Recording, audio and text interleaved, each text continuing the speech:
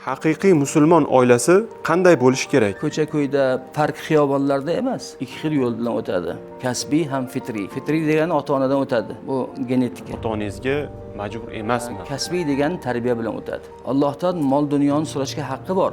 Faqat qo'liga so'rashga, qalbiga emas. Axir qanday qilib ota-onaga bog'liq bo'lmasin, 3-4 so'm pul, holbuki jannat bog'liq bo'lib turadi. Islomda ota bilan Hurmat va qayg'urish katta shaharlarda, xususan poytaxtimizda ham borgan sari yo'qolib bormoqda, afsuski.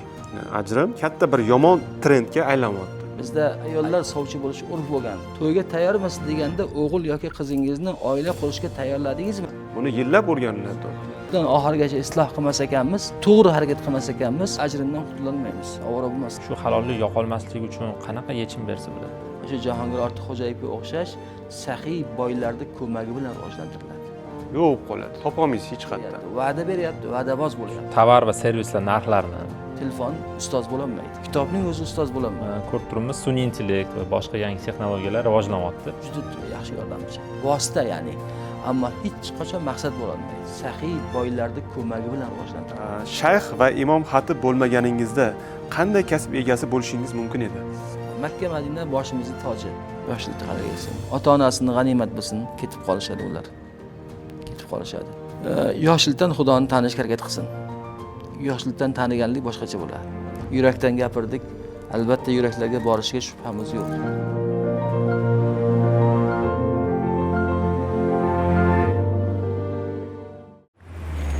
Foyda bu nima? Elektr, gaz, mobil aloqa va internet haqi to'loviga 2.2% cashback. Foyda bu Alif. To'lovlar qiling va umraga yo'llanma yutib oling. Alifni yuklab oling. Alif foydali. Assalomu alaykum azizlar. Bugun Yangi O'zbekiston loyihasining maxsus soni yana efirda. Assalomu alaykum aziz do'stlar. Bugungi maxsus sonimizning mehmoni xalqimiz sevgan, xalqimiz hurmat qilgan insonlardan biri. Toshkent shahrining 2021 va 2022 yillardagi Toshkent shahri bosh imom xatibi, Mehrob.uz loyihasining asoschisi va hozirda Toshkent shahrining Yunusobod tumanining Minor jome masjidi bosh imom xatibi ustoz Shayx Said Rahmatulloh Termiziy hazratlar bo'ladilar. Assalomu alaykum ustoz. Va alaykum assalom. Va alaykum assalom va rahmatullohi barakatuh. Xush bo'ldik. Yaxshimisizlar? Rahmat, alhamdulillah. Salomatligingiz yaxshimi? Shukr Allohga. Yaxshi, alhamdulillah. Hop, ustoz, unda vaqtingizni olmaymiz. Birdaniga shu bugungi mavzularga o'tsak. Bugungi birinchi mavzularimizdan biri hozir bizni jamiyatda juda ham bir dolzarb bo'layotgan mavzu bu oila va ajrim mavzusi. Shu mavzudan boshlasak. Xo'p, meni birinchi savolim 21-asrda haqiqiy musulmon oilasi qanday bo'lishi kerak? Erkak va ayolning asosiy vazifalar va javobgarliklari nimadan iborat? Bismillahirrohmanirrohim. Alhamdulillahi robbil alamin. Va sallallohu va sallama ala sayyidina Muhammad va ala alihi va sahbihi ajma'in, amma ba'd. Assalomu alaykum va rahmatullohi va barakatuh. Jamiyat oilalardan tashkil topgan. Modomiki oila isloh bo'lar ekan, jamiyat o'z-o'zidan isloh bo'ladi. Insonning ijtimoiy mavjudotligidan kelib chiqqan dinimiz insonga yuklar ekan amrlarini va navohiylarini, buyruq va qaytariqlarini insonning ijtimoiyligidan kelib chiqib yuklaydi va kelib chiqib qaytaradi. Xo'p, nima qiladi dinimiz? Oilani tartibga soladi. Ya'ni uning huquqlarini bayon qilgan. Oilaga avvalo rahbar tayinlaydi. Rahbar qilib erkakni. Faqat bu rahbarlik mas'uliyat ma'nosidagi rahbarlik bo'ladi. Chunki er xotin nikoh mahallidagi kelin-kuyovlar bir-birlariga haqlar tanishtiriladi. Dinimiz erkakning zimmasiga, ayolning zimmasiga haqlarni yuklagan. Bu haqlar vojib haqlar. Ya'ni haqki bajarmasa gunohkor bo'ladi. Qarang. Masalan, nikoh aqdi qilinayotganda avval qiz boladan so'ralinadi, kelindan so'ralinadi. O'zi tartib bilan kelib, o'z tan nafsingizni falonchining o'g'li falonchiga, jufti halollikka berishga rozimisiz yoki bag'ishladingizmi qiz bola roziman deb o'tgan zamon fe'lda aytish kerak, kelin ya'ni. Aha. Xuddi shunday kuyov ham o'tgan zamon fe'lda aytish kerak. Nima uchun bu gaplar? Ya'ni oila shunchalik jiddiy mavzuki, har bir so'zlarni ham daqiq shariat tanlaydi. Masalan, kuyov qabul qilaman desa qachon qabul qiladi? Noma'lumlik u. Qabul qildim deb o'tgan zamon fe'lda aytish kerak. Yoki qildim desa bo'lmaydi. Yoki roziman desa bo'lmaydi kuyovga. Kuyov qabul qildim deyish kerak. Har bir so'z daqiq tanlanadi, chunki oila qurilyapti. Agar e'tibor qilsangiz, oila qurishdan oldin nimadan boshlanadi? Birinchi sovchilikdan boshlanadi. To'g'ri. Sovchilar kelib ketgandan keyin oilalar surishtiradi bir-birini. Orqa-orqadan surishtiradi. Aslida insonni orqa-orqadan surishtirish josuslik hisoblanadi. O'ziga bildirmay u haqida uning kamchiliklari bormi yoki uning fazilatlari bormi surishtirish josuslik hisoblanadi. O'ziga bildirmasdan, uning roziligidan olmasdan surishtirish. Josuslik. Josuslik man qilingan. Ammo oila uchun istisno, faqat oila uchun orqa-orqadan surishtirishga ruxsat berilgan. Nimaga? Nima uchun surishtiriladi? Yoshlar bir-biriga kelishsin, muvofiq bo'lsin. Ikkita oila bir-biriga mos bo'lsin. Shuning uchun shariatimiz oldin kafoatlar, kufu masalasini bayon qilgan. Ya'ni kelin va kuyov bir-biriga tez moslash, ko'nikib ketishlari uchun oilalarning tengligi shariat mezoni bo'yicha taqdim qilinadi. Bular hammasi. Yoki to'ydan oldin qiz bilan bolani ko'rishtirish marosimi bor. Shariat talabi bu. Faqat bu ko'cha-ko'yda, park xiyobonlarda emas, qarindoshlarni xonadonlarda bo'lish kerak. Chunki ular ko'rishdi degani bo'lib turmush qurdi degani emas-da. Bu bilan bo'lmasligi mumkin. To'g'ri. Masalan, faraz qilingki, uchrashuvga chiqdi. Odatda uchrashuvga chiqadi, park xiyobonlarda uchrashib yursa, ammo u bilan bo'lmadi. Keyingi sovchi bo'lgan nomzod o'sha qizni oldin ko'rgan boshqa yigit bilan ko'chada uchrashayotganligini. Ko'rdingizmi, nima xatarlar olib keladi? Shuning uchun xonadonlarda bo'ladi va guvohlar kattalarning nazoratida bo'ladi.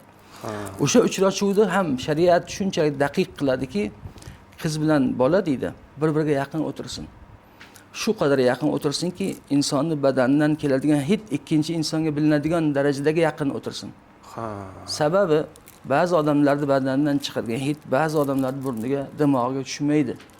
Undaylarda endi adashib oila qurganligini tasavvur ham qilib bo'lmaydi, yashab bo'lmaydi. To'g'ri. Ba'zan. Shuning uchun shariat qarang, oila qurish uchun shunchalik nozik, daqiq talablar qo'yganki, to'ydan oldin qiz bilan yigit uchrashsin va gaplashsin. Gaplari to'g'ri keladimi? Saviyasi to'g'ri keladimi? Masalan, bir yigit sovchi qo'yadi bir qizga. Va uchrashuv bo'lyapti. Uchrashuvdan keyin yigit aynayapti, bo'lmaydi deyapti. Nimaga? Chunki deydi, men deydi kelinga savol berdim, bu nima deb deydi, ko'rsatkich barmog'ini ko'rsatib savol bersam, bu nima desam bir deyapti deydi. Bu ko'rsatkich barmog'i deyapti. Endi u yigitning o'zining mezoni u. To'g'ri. Ya'ni shunday tushuntirish uchun aytmoqchimanki, saviyalar ham to'g'ri kelishi kerak. O'zi aslida bekorga juft bo'lmaydi. Aslida bekorga do'st tanlanmaydi. Insonning saviyasi to'g'ri kelsagina do'st bo'ladi. Saviyasi to'g'ri kelsagina er-xotin bo'ladi. Oila ana shunchalik talablar ustiga quriladi va haqlar bayon qilinadi. Masalan, deylik, kelinning bo'yindagi erning haqqi, masalan, kuyovning haqqi. O'z inon ixtiyori bilan erga itoat etmog'i, erning molini, erning obro'sini va erning bolasini himoya qilmog'i. Nima uchun erni bolasi degan ifoda qo'llayapman? U qizni ham bolasi, ayolda ham bolasi bo'ladi. Faqat urug' nisbat dinimizda otaga berilgani uchun erning bolasi degan ifoda qo'llanadi. Hammamizning pasportimizda otamizning ismi yoziladi, onamizning ismi emas. Mana shunga ko'ra. Xuddi shunday kelinni haqlari kuyovning zimmasida. Ajoyib bir misol bor. Nafaqasi vojib bo'ladi. Nafaqa vojib degani el qatori, urf qatori oziq-ovqat bilan, kiyim-kechak bilan va turadigan joy bilan ta'minlash erning zimmasida. Yana bitta haq bor. Kelinning haqqi aslida. Erning ayolga nasihat qilish haqqi. Qarang, dinimizning adolatini, go'zalligini, ayolga nasihat qilish, erning nasihat qilishi aslida ayolning haqqi. Er nasihat qilmasa gunohkor bo'ladi. Ayolda haqqiga tajovuz qilgan bo'ladi. Faqat nasihat nima, uni bilish kerak. Nasihat urushish emas. Nasihat kamsitish emas. Nasihat oilaviy maqsadlarini oila rahbari sifatida ayoliga muhabbat bilan tushuntirishiga nasihat deyiladi. Endi qarang, oxirgi jumla bilan tugatib qo'yay. Dinimizning adolatni qo'llashini, oilaga erni rahbar deb e'lon qildi. Lekin ayolchi? Ayol kishini dinimiz oila rahbarining yordamchisi deb e'lon qildi va hamda oilaning bekasi deb e'lon qildi. Oila rahbari oilani tashqaridan qo'riydilar. Ya'ni qo'riydi, ta'minlaydi moddiy tomondan. Lekin ichkaridan oila bekasi oilani boshqarish kerak. Oila bekasi nafaqat bolani parvarish qiladi. Avvalo oila rahbarini parvarish qilish kerak. Erning toza kiyinishi, kiyimining yoqasining kir bo'lmasligiga ayoli mas'ul. Erning o'z vaqtida ovqatlanishi, o'z vaqtida tin olishi, dam olishiga oila bekasi sifatida ayol mas'ul bo'ladi va oila rahbari sifatida oilani qo'riydi, lekin ichkaridan oilani bekasiga oilani ichida tasarruf qilishga qo'yib berish kerak. Ana shunda oila totuv bo'ladi va bir-birini tushunuvchan bo'ladi. Bu yerdagi rahbarlik mutlaq rahbarlik emas, mas'uliyat rahbarligi. Mana ko'ryapsizmi, qanchalik dinimiz talab qo'yadi, bularda hammasi birgina sabab uchun. Oila tinch, totuv bo'lsin. Nimaga?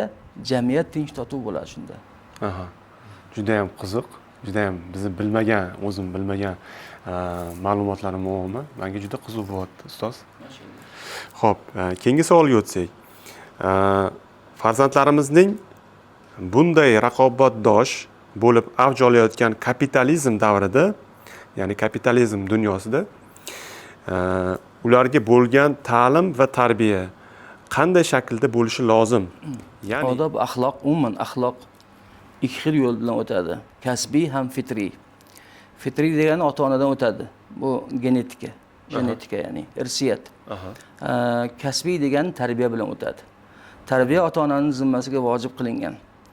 To'g'ri, ota-ona mas'ul, ammo eng yaxshi tarbiya uslubi ota-ona o'zida ko'rsatish kerak.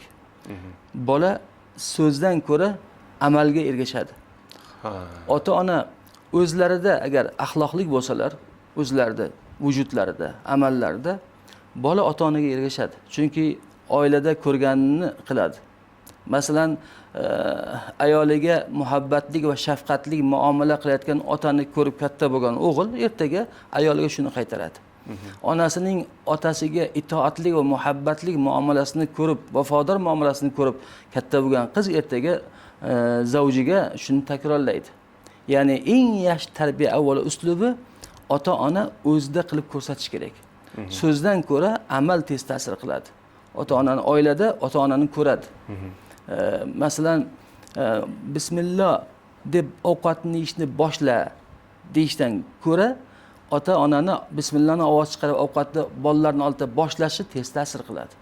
Ovqatdan oldin qo'lni yuv deyishdan ko'ra ota yoki ona avval qo'lni yuvib bolasiga suv quydirib ko'rsatsa, bu narsa bolaga tez ta'sir qiladi. Endi savolingizga kelsak, moddiyat bugungi kunda ustuvor narsalardan biriga aylandi. To'g'ri, dinimiz moddiyatni tanqid qilmaydi. Mol dunyoni tanqid qilmaydi. Faqat mol dunyoga qul bo'lib qolishlikni tanqid qiladi. Musulmon odam o'laroq Allohdan mol dunyoni so'rashga haqqi bor. Faqat qo'liga so'rashga, qalbiga emas. Endi qanday qilib har bir ota-ona bolasini o'ylaydi va qayg'uradi. Bolasiga u narsa qoldirib ketgisi keladi. Masalan, meros qoldirishga haqqi bor mol dunyoni. Lekin har bir ota-ona bolasini puldan qiynalmasligini xohlaydi. To'g'ri. Shu yerda bir narsani o'ylashimiz kerak. Payg'ambar Afendimiz sallallohu alayhi vasallamdan bir hadis keladi. Har bir inson bolasi homilaga bino bo'layotganda Alloh taolo bitta farishtani unga mas'ul qiladi. Farishta Alloh taologa hisob berib turadi. Alloh bundan behojat aslida. Ya'ni farishta aytadi: "Ey Robbim," deydi, "nutfa urug'landi," deydi. Bachadonda urug'landi, nutfa bo'ldi. Birozdan keyin mudg'a, alaqa, ya'ni insonning bino bo'lish jarayonini farishta aytib boradi. Hali urug'lanadi, keyin laxta qonga aylanadi, evolyutsiyasini aytib boradi. Va hali 4 oy 10 kun bo'lganda, undan oldin insonning tanasi butun bo'lganda, farishta 4 ta narsani so'raydi Alloh taoladan bu farzand haqida.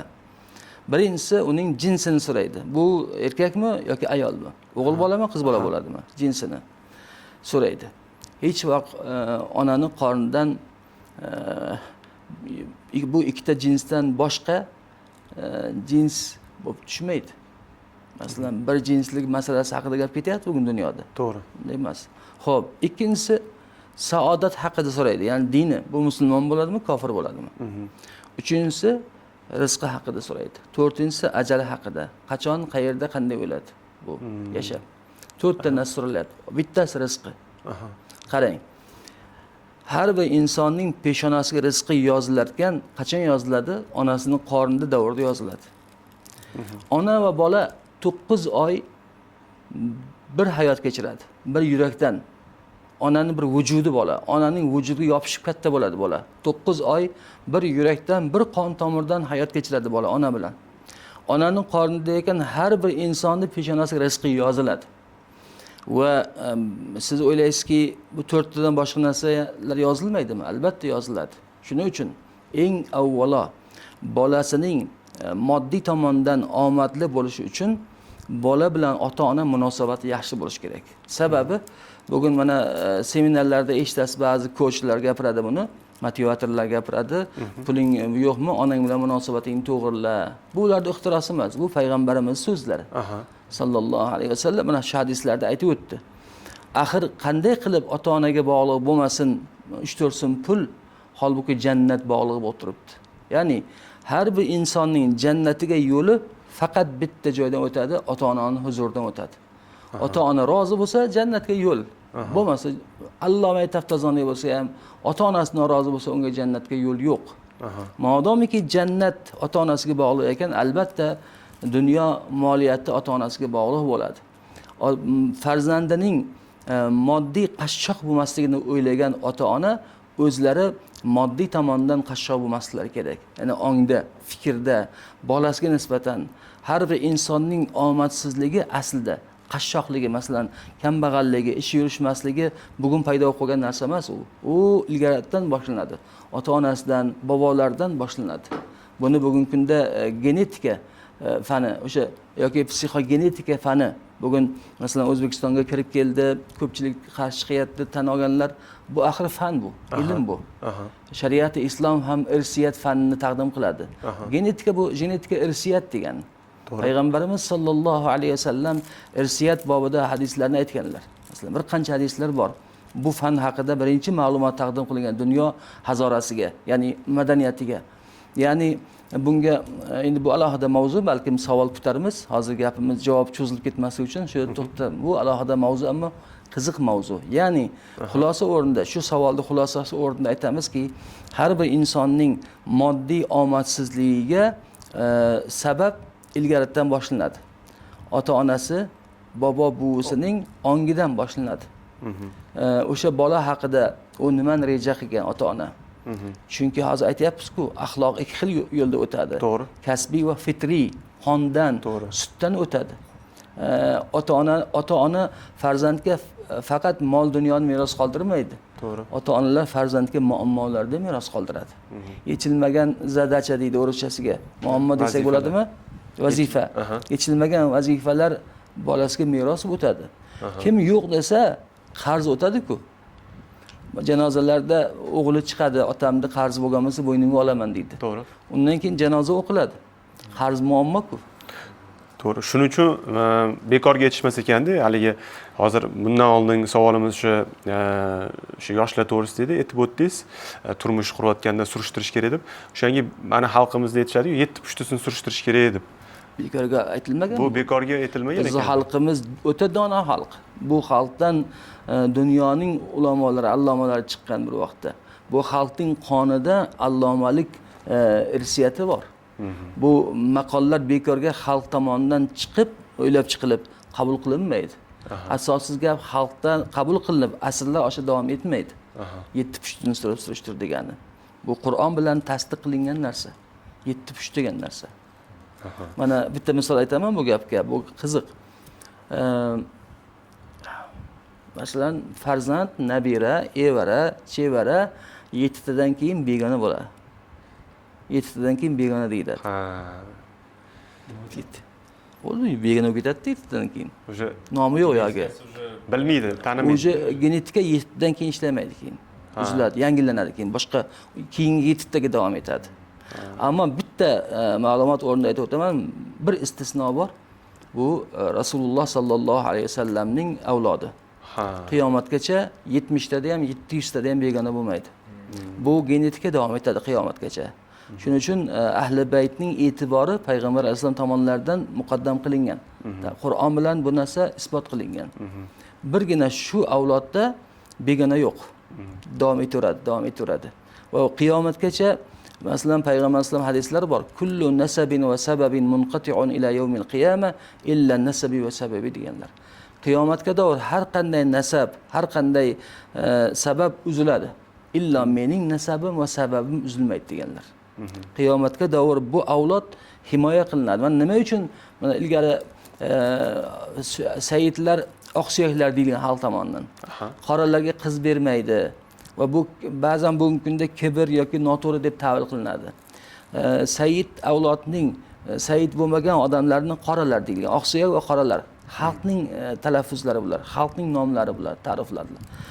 Bermasligida kibr haqida gap yo'q, bu yerda mas'uliyat bor. Payg'ambar avlodini saqlash mas'uliyati bor. Bizda musulmonchilikda urug' ota bilan davom etadi. Yahudiylarda ona bilan davom etadi. Onadan. Islomda ota bilan. Shuning uchun o'sha qizni faqat sayyid avlodga beriladi, sayyid qizni. Nimaga? Payg'ambar nasabini saqlash uchun. Bu yerda mas'uliyat yotadi. Bu odamlar bir gapni gapirishdan oldin ehtiyot bo'lish kerak, chunki bu gaplarning hammasining tagida ilm bor, asos bor va amonat bor. To'g'ri. Juda ham qiziq. Ustoz, keyingi savolimga o'tishdan oldin, hozir mana gapirib o'tayotgan ma'lumotlar berasiz. Shu ma'lumotlar orqali menda bitta savol tug'ildi. Balki buni ko'pchilik bilar, lekin shaxsan men bu savol ko'pchiligi berganman oldin ham. Lekin mana sizdan ham so'ramoqchiman. Mana aytdingiz, onani qonida bola o'sha paydo bo'lganida, ona ya'ni homilador bo'lgan payti farishta 4 ta narsa so'raydi deysiz. O'sha 4 ta narsa, misol uchun aytaylik, o'sha rizq nasib etishlik, aytaylik peshonasiga o'sha bolani boyvachcha deb yozilgan bo'lsa, deylik 70 yosh yashash belgilangan bo'lsa va ma'lum bir sababga ko'ra olamdan o'tish yozilgan bo'lsa, bu narsani kelajakda o'sha onani qonida yotgan bola o'zining qanaqadir yaxshi yoki yomon amallari bilan o'zgartira oladimi yoki o'zgarmaydimi bu narsalar? O'sha peshonasiga yozilgan aytaylik 70 yosh yoki boy deb yozilgan bo'lsa kambag'al bo'lish, yo bu qanaqa shu narsa meni juda ko'p o'ylantiradi. Bu taqdirga oid savol, masala bu. Taqdirda bitilgani bo'ladi. Ba'zilar aytadi, la yarudul qado illa duo deydi. Taqdirni duo o'zgartiradi deydi, lekin aslida o'sha ham taqdirda bo'ladi. Duo bilan taqdirning o'zgarishligi katta taqdirda bo'ladi. Katta taqdir bor, har yillik taqdirlar bor. Qadr kechasi masalan yoki baroat kechalarida har yillik bir yillik taqdir yoziladi, kichkina taqdirlar. Ammo umumiy taqdir bitib qo'yilgan. Al-Misoq kuni bor. Al-Misoq huval ahd deyiladi. Misoq bu ahd berilgan kun. Butun insoniyatning qiyomatga davr keladigan Hazrati Odam zurriyotlarining ruhlari yaratilgan. Va Alloh taolo ularga qarata alastu bi robbikum deb savol bergan. Men sizning Robbingiz emasmanmi? Shunda ruhlar bala deganlar. Ori Robbimizsan deb javob bergan ruhlar bor. Shu vaqt Hazrati Odam alayhisalom o'ng tomonga qarab kuladilar, jilmayadilar. Chap tomonga qarab yig'laydilar. Nima uchun bunday qilindi desa, o'ng tomondagi ruhlar o'sha javob bergan ruhlar, to'g'ri yo'ldagi ruhlar, jannatiy ruhlar. Chap tomondagi ruhlar esa do'zaxiy bo'ladigan bandalarning ruhlari deb e'tirof etiladi va bu taqdirga oid masala. Aslida taqdirdagi borib bo'ladi. Chunki Alloh subhanahu va taoloning qalami har bir inson taqdirini bitdi va qalam qurdi. Qalam yozib bo'ldi. Boshqa qaytadan yozmaydi. Endi masalan yomon ketayotgan bola ota-onasining duosi bilan yaxshi tomonga o'zgarishi yoki bu narsalar duolar bilan ota-onaning munosabati bilan bo'ladi. Aslida shu ham taqdirda yozilgan bo'ladi. Ustoz, yuqorida aytib o'tdingiz, ota-onalar to'g'risida bir ma'lumot berib o'tdingiz. Ya'ni ota-onalarni rozi qilsa jannatga boradi banda dedingiz. Shunga mana bu yerda ham savolimiz bor edi, shu ota-onalar mavzusiga tegishli. Ota-onaga bo'lgan hurmat va qayg'urish katta shaharlarda, xususan poytaxtimizda ham borgan sari yo'qolib bormoqda, afsuski. Bu yomon illat nima bilan bog'liq deb o'ylaysiz? Va aslida o'zi ota-onalarimizga bo'lgan munosabat qanday bo'lmoqligi zarur? Ota-onalik shunday bir daraja ekanki, Sayyid Rasul bu daraja topilgandan keyin hech qachon tushib qolinmaydi. Hatto ota-ona dindan chiqib ketishi mumkin, ammo ota-onalik darajasidan tushib qolmaydi. Va ota-onalik darajasini bitta misol bilan anglatish mumkin. Namoz uxroviy ish. Masalan, namozning ichida, "Ey Robbim, menga $1 million ber" desa, namozi buziladi. Deb bo'lmaydi, namozning ichida so'rab bo'lmaydi. Namozning ichida faqat uxroviy narsani so'raysiz, jannatni, masalan, mag'firatni, hokazo. Dunyoviy narsa so'rash mumkin emas namozning ichida. Namozga Allohu akbar deb takbir tahrimada kiradi, salom bilan namozdan chiqiladi. Ammo ota-onani duo qilishlik haqida Qur'on ko'rsatma beradi. Lekin qancha marta duo qilish kerak, necha marta duo qilish kerak desa, javob musulmonlarning amaliyotda ma'lum, ota-onaga duo uchun Alloh taolo fursatni namozning ichidan bergan. Biz namozning ichida ekanmiz, oxirgi qa'dada, qa'dai oxir deyiladi. Salovat va tashahhuddan keyin duo qilamiz. Allohumma g'firli va li validayya deb. Allohim meni va ota-onamni mag'firat qil deb duo qilamiz. So'ngra salom berib namozdan chiqiladi. Ko'rdingizmi? Ota-onaga duo qilishga Alloh taolo namozning ichidan imkon berdi. Namozning ichidan. Va Qur'onda oyatlarda qayerda ota-ona haqida kelgan bo'lsa, undan oldin Alloh taolo o'zigagina ibodat qilishga buyuradi bandalarni, so'ngra ota-onaga yaxshilik qilishlarini buyuradi. Qiziqda? Demak, ota-onaga yaxshilik qilish shunday ulug' amal ekanki, to'g'ridan-to'g'ri Allohga ibodat qilishdan keyin zikr qilinadi. Yolg'iz Allohga ibodat qilishdan keyin ota-onaga yaxshilik qilish zikr qilinadi. Alloh taolo o'ziga ma'lum hikmat bilan har bir insonning dunyoga kelishini ota-ona orqali qilib qo'ydi. Va jannatga borishini ota-onaning roziligiga bog'lab qo'ydi. Hadis sharifda payg'ambar sallallohu alayhi vasallam inna ridar robbi fi ridal valid deganlar. Inna sakhatar robbi fi sakhatil valid deganlar. Allohning roziligi otaning roziligidadir. Allohning norozi bo'lishi ota-onaning norozi bo'lishda deyilgan. Ya'ni Alloh taolo o'zining roziligini ham ota-onaning roziligiga bog'lab qo'ydi. Qayerda ko'rsangiz oyatda ana shunday kelgan. Shularning o'zi ularni kim ekanliklarini ko'rsatadi bizga, darajasini. Birgina oq bo'lish ifodasini olaylik, lug'atini olaylik. Aqqa degani arab tilidan aqqa fe'ldan olingan, uzmoq degani. Ya'ni ota-onasining sulbidan uzildi. Ota-onasi bilan bog'langan bir rishta bor har bir farzandda. Shu mavzuni aytishim kerak. Eng yaqin insonlar tan mahram bo'lgan er-xotinlar. To'g'ri. Ammo er-xotin eng yaqin bo'lgan er-xotinlarda orasidagi rishtani, aqd nikoh bilan bog'langan rishtani o'lim uzadi. O'lgandan keyin darrov ular nomahram bo'lib qoladi. Lekin ota-ona va farzand o'rtasidagi rishtani o'lim uzolmaydi. Ammo farzandni ota-onasiga oq bo'lish uzadi. O'lim uzolmagan narsani oq bo'lish uzadi. Oq bo'lish nima degani? Farzand ota-onasini yig'latadi. Norozi qilib, qiynab, farzand ota-onasiga qarshi chiqadi. Mana bular farzandni oq bo'lishi deyiladi. Ota-onasiga rostakam oq bo'lgan bola farzand Allohning rahmatidan mosuvo bo'ladi. Eng yomon narsa. Mana shu qadar ota-onaning darajasi. Oyat va hadislar ota-onaning darajasini shu qadar ko'tarib qo'ygan. Juda ham shu ota-onalar mavzusi ham dolzarb bo'lyapti. Sababi hozirgi keyingi savolga o'tishdan oldin yana bir siz bilan ozgina bu bo'yicha suhbat qurmoqchiman. To'g'ri, hammani oilasi har xil jamiyatimizda. Ota-onasini hurmat qiladigan farzandlar ham bor, ota-onasini yig'latadigan farzandlar ham bor. Unaqalar ham afsuski topilmoqda hozirgi kunda. Va yana bitta mana hozir o'zimizni kuzatuvimizdan kelib chiqqan holda bir aytishim kerakki, mana ko'pchilik bizani aka-ukalarimiz uylanishyapti, yaxshi oiladan qizlar olishadi, yaxshi niyat bilan.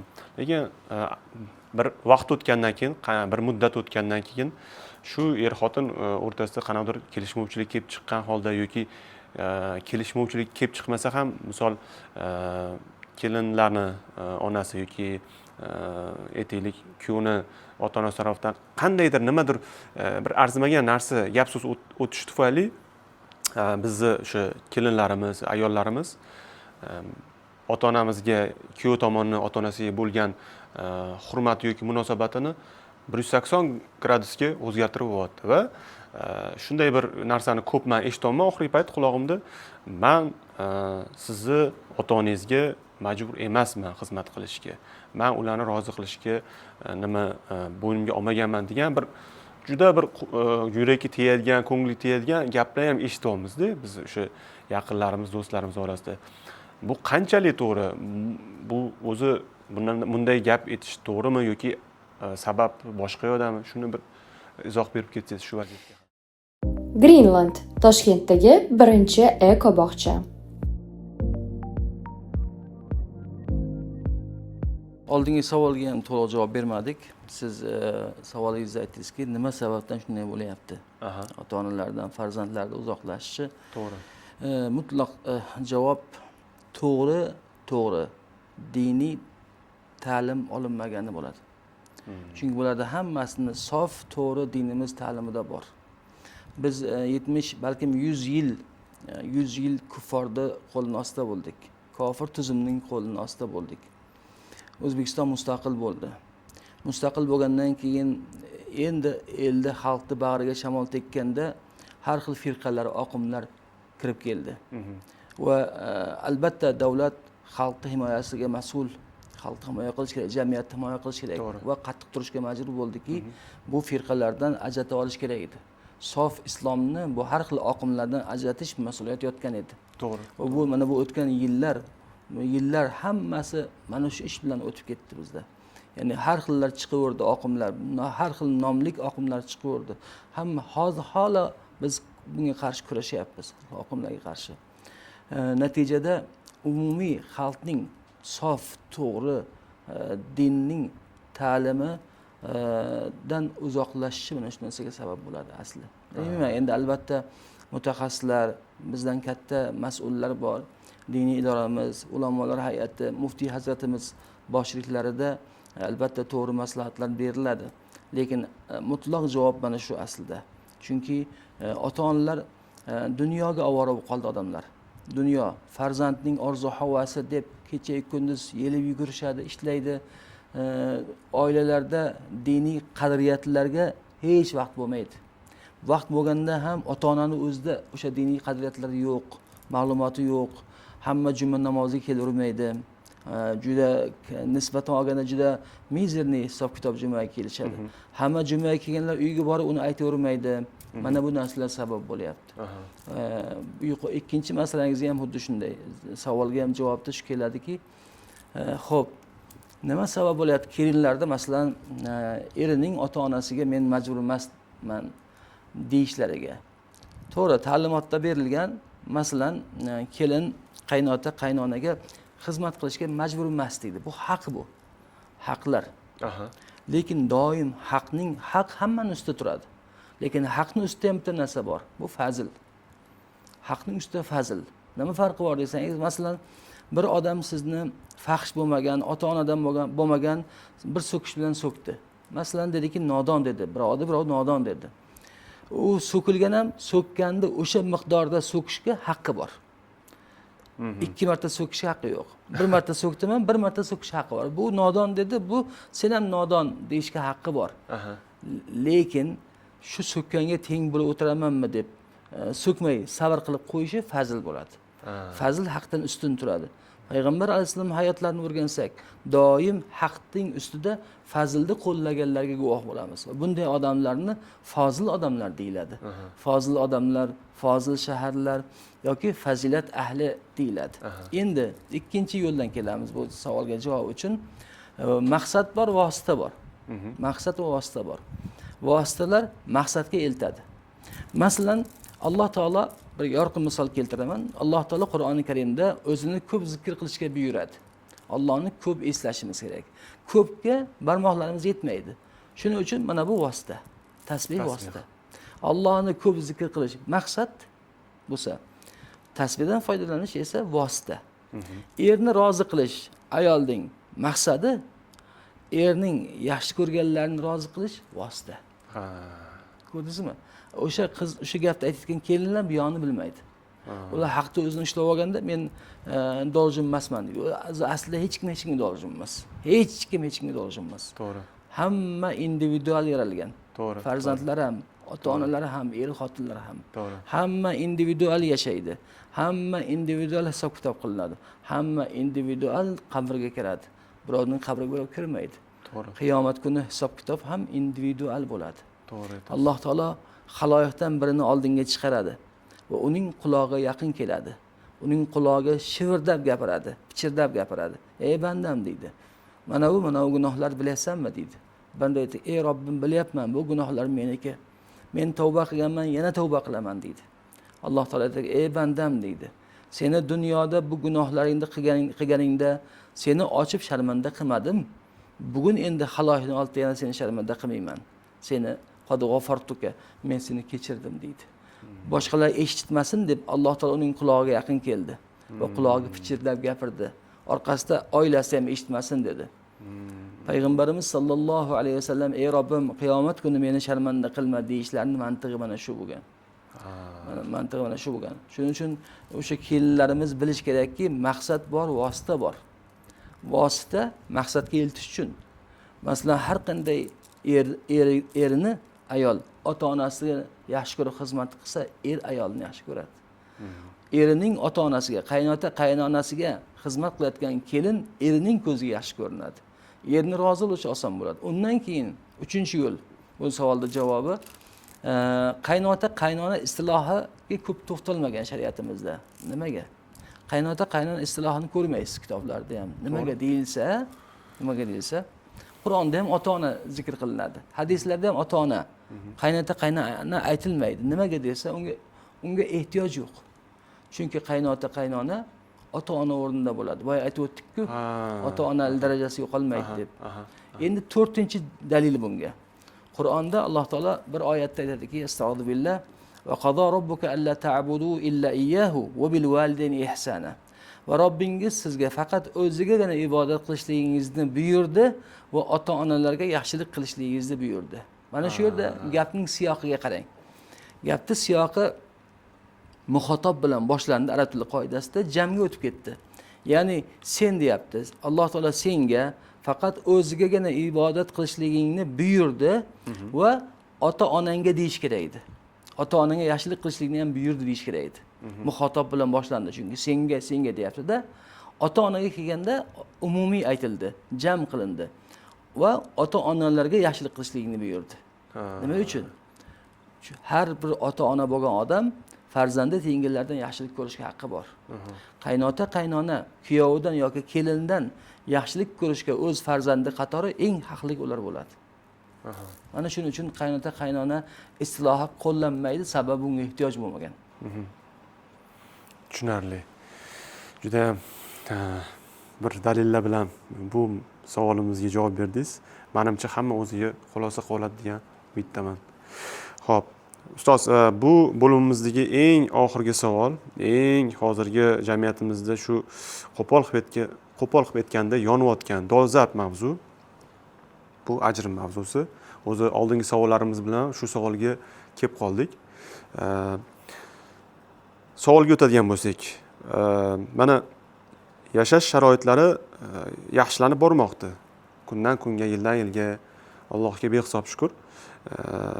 Lekin afsuski, xuddi g'arb mamlakatlari, ayrim g'arb mamlakatlari kabi ajrim katta bir yomon trendga aylanyapti. Juda ham katta trendga aylanyapti va bu narsa ayniqsa Toshkent shahrida juda ham yuqori kuzatilyapti. Mana yaqinda statistika chiqdi, men internetda o'zim ko'rdim. O'tgan yilga nisbatan bu yil 2025-yilda shu birinchi yarmida ajrimni o'sha ko'rsatkichi 0.8% ga oshgan. Butun respublika bo'yicha. Va shulardan 60-65% Toshkent shahri va Toshkent viloyatiga to'g'ri kelgan. Va qolganlari o'sha bo'lib qilganda boshqa viloyatlarga to'g'ri kelgan. Endi nima demoqchiman? Mana hozir statistikani aytib o'tdim. Savolni ham o'sha aytdim. Bularni oqibatida mana farzandli tirik yetim bo'lib qolyapti. Ota-onalarimiz bunaqa holatlarni ham men juda ko'p eshityapman. Ota-onalarimiz ming afsuski infarkt, insult, qandli diabetga chalinib ba'zi hollarda vafot etishmoqda. Bu ajrimni ko'tara olmasdan farzandlarni. Shunga buning ildizi nimada? Ustoz, mana yuqorida aytib o'tdingiz, ilmsizlikdan dedingiz. Yana bunga bir qanaqadir sabablari bormi? Mana hozir obodonchilik bo'lyapti. Ko'p imoratlar qurilyapti. Yangi O'zbekiston misolini qarang. Dom qurish modaga aylandi, juda ham ko'p. Pul topgan odam dom quryapti masalan. To'g'ri. Bir binoni odam tovuqxona qursa ham, masalan, tovuqga katak qursa ham mustahkam qilib quradi, tulki kirmasin deydi, boshqa deydi. Uy qurilganda ham bugun zamonaviy uy qurishda necha balli yer silkinishlariga javob beradigan tarzda quradi. Talablari bor. Mustahkam bo'lish kerak. Devorlari, fundamenti unga asosli, tom yopilishi kerak, chiroyli qilib, yomg'ir o'tmasligi uchun. Va oxirida mustahkam bir uy bo'ladi va unda odam bemalol yashaydi. Xo'p, shu uyni mutaxassis bo'lmagan odam quryapti. Arzon materiallardan quryapti. Ko'rsatilgan armatura emas, puldan qochib tejash uchun zaif bo'lgan past darajadagi armaturalar qo'llaydi. Ko'rsatilgan beton nomerdagi beton emas, undan past betonni qo'llaydi. Va shunday qilib boradi uyini. Agar shu o'zi qurgan uyidan o'ziga uy beraman desa, yo'q, kerak emas deydi. Chunki ishonmaydi uyiga. Va bir yer silkinishda u nurashi mumkin. Oila ham xuddi shu misol. Uyni mustahkam bo'lishini xohlagan odam boshidan to'g'ri qilish kerak. To'g'rimi? To'g'ri. Boshidan. Yer to'g'ri tanlaydi. Avvalo qizil chiziqqa tushmaganmi deydi, o'rganadi. To'g'ri. Oila ham boshidan to'g'ri qilish kerak. Sovchilikdan to'g'rilanish kerak. Biz boshidan buzilganmiz. Buzib bajaramiz boshidan. Sovchilikdan ya'ni. Bizda ayollar sovchi bo'lishi urf bo'lgan.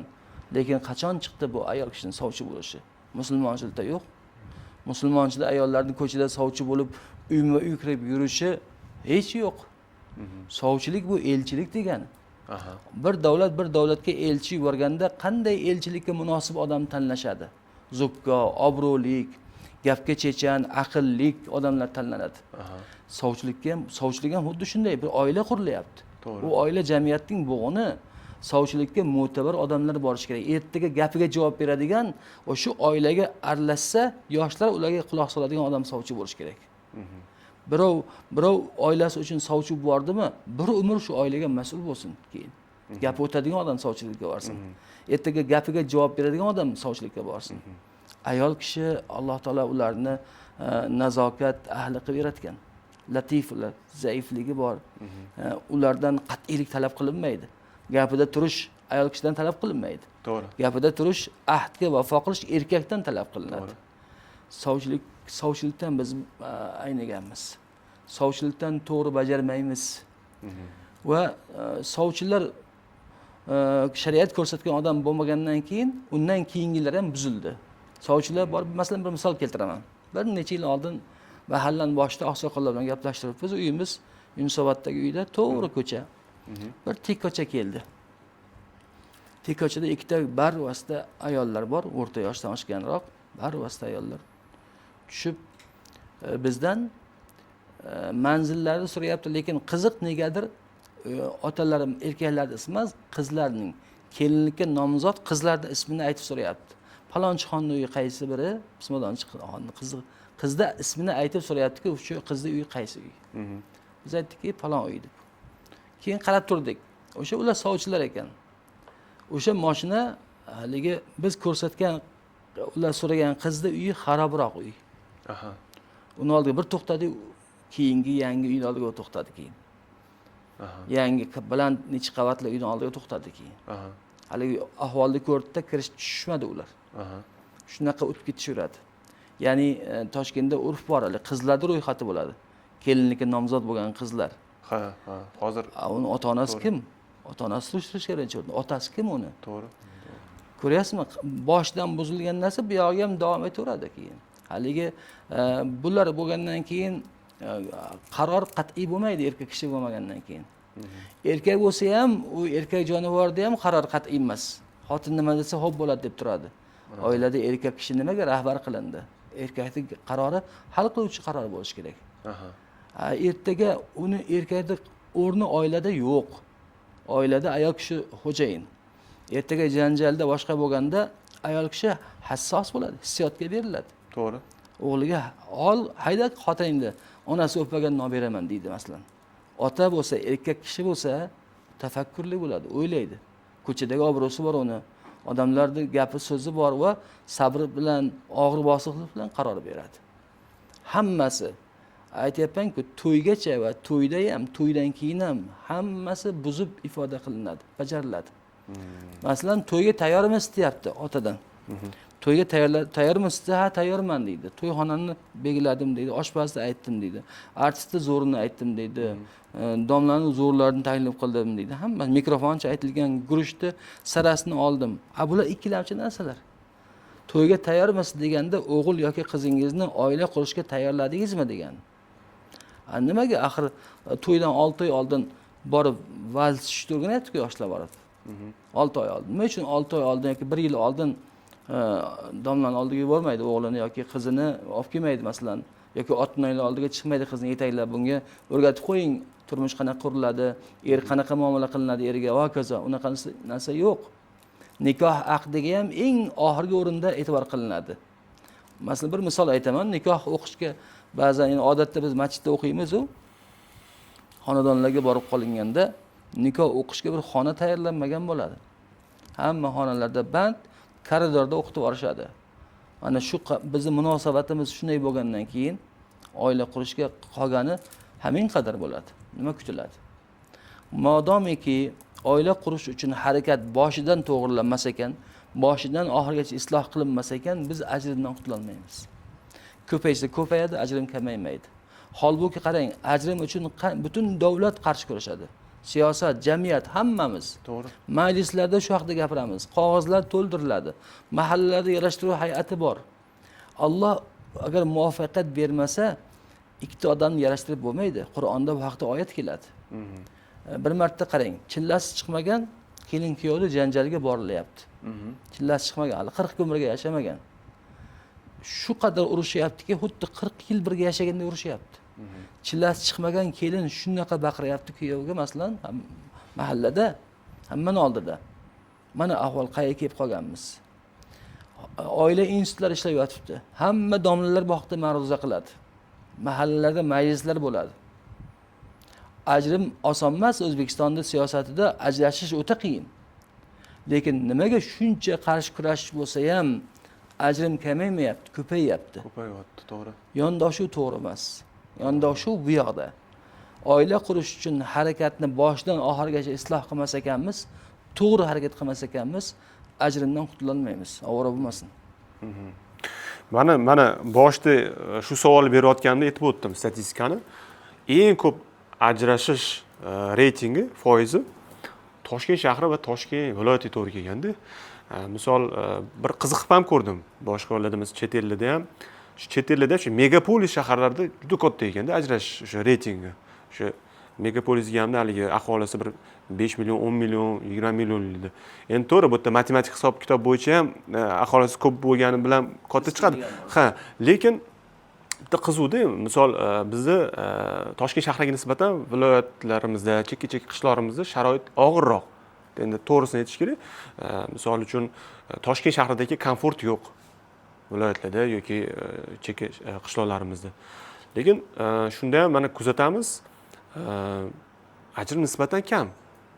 Misol erlarini ko'pchilik aytishadi, mana Rossiyaga, Koreyaga ishlashga ketishadi. Shunda ham qishloq ayollariga men juda ham anaqa hurmatim cheksiz. Men rahmat deyman ularga. Mana hozir suhbatimiz bo'lyapti, rahmat deyman. Chunki juda ko'plarini eshitamiz, shu erlari nima Rossiyaga, Koreyaga, Turkiyaga ishlashga ketsa ham erlarni kutib o'tirishadi, sabr qilib, shu 3 ta 4 ta bolalarni o'zi ham ota, ham onaligini qilishadi, erlarni kelishini kutib o'tirishadi. Lekin Toshkent shahrida misol uchun oladigan bo'lsak, o'zimizni mana biz ham 10 yildan beri o'rtoqlarimiz uylangan, yashashyapti. O'zimiz ham alhamdulillah oilalimiz. O'zimiz ham bu narsani kuzatib kelyapmiz. Toshkent shahrida sharoitlar zo'r bo'lgani bilan komfort plus darajasida bo'lsa ham, lekin shu nimadir ayollarimiz qoniqtirmaydi. Nimadir bilmayman. Hamma narsasini qilib bersangiz, menga sal ruscha aytganda haligi vнимание kam qolsan deydi, yoki yana bir narsa. Xullas bir bilmadim, balki adashayotgandirman, lekin bu meni o'zimni shaxsiy kuzatuvimdan kelib chiqib sizga o'sha savol yuzlamoqchiman. Buni sababi nimada yoki o'sha hozir moda bo'ldi Instagramda haligi 3 oy 4 oylik psixologligiga borishyapti-da, psixolog sertifikatini olib, ilmni chuqur o'rganmasdan turib har xil noto'g'ri motivatsiyalar berishyapti. Instagramda o'sha yosh psixologlarimiz. Mana yaqinda bitta insonimiz, professor inson bilan nima qildik, suhbat qildik. Ular ham professor ilmni o'rgangan, chuqur o'rganganlar. Ular aytayotdiki, bu psixologiyani 3 oyda o'rgan bo'lmaydi deyaptilar.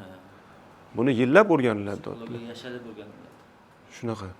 Shunga ustoz bu vaziyatda qanaqa yechim topsa bo'ladi?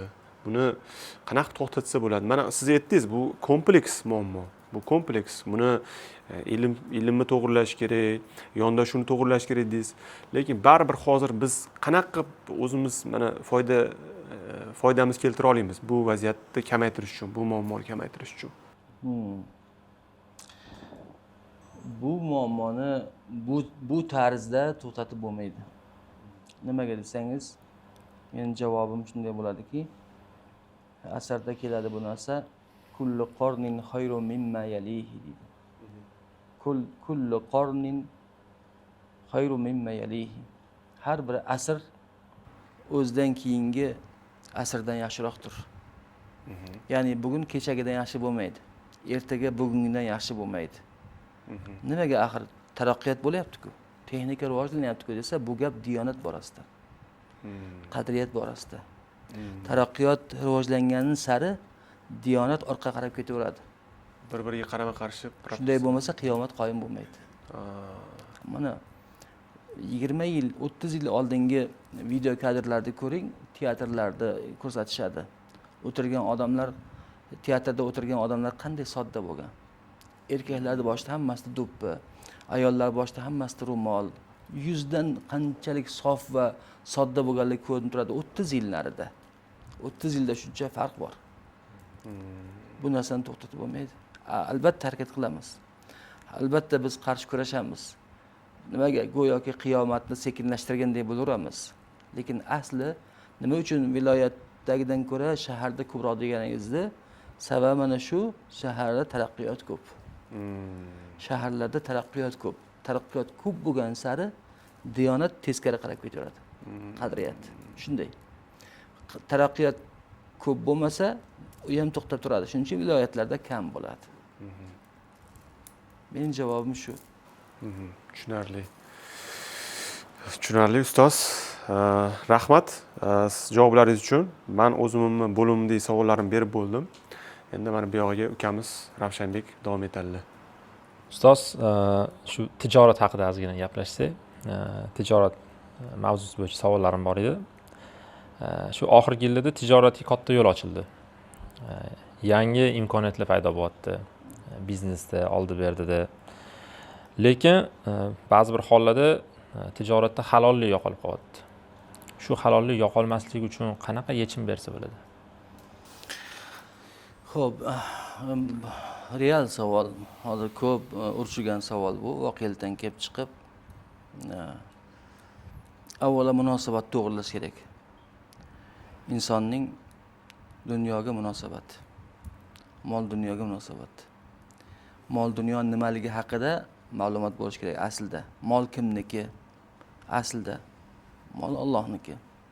Alloh taolo bandasiga xohlagancha tasarruf qilishga beradi. Birovga ko'p, o'zi xohlagancha, birovga kam. Va molning hisob-kitobi bo'ladi. Masalan, hadis sharifda keladiki, qala nabiy sallallohu alayhi vasallam la yazulu qadama abdin hatta yusala an arba'a. qiyomat kuni odam bolasining qadami yerdan uzilmasdan turib 4 ta narsa haqida so'ralinadi dedi. An umrihi, birinchi umri haqida so'ralinadi. Qayerga sarfladi, fano qildi. Yoki an shababihi, yoshligi haqida so'raladi, qayerga mubtalo qildi. Xo'p, an ilmihi, ilmni oxirida so'raladi bu savol, ilm haqida qanday oldi va qanday ina qildi. Ammo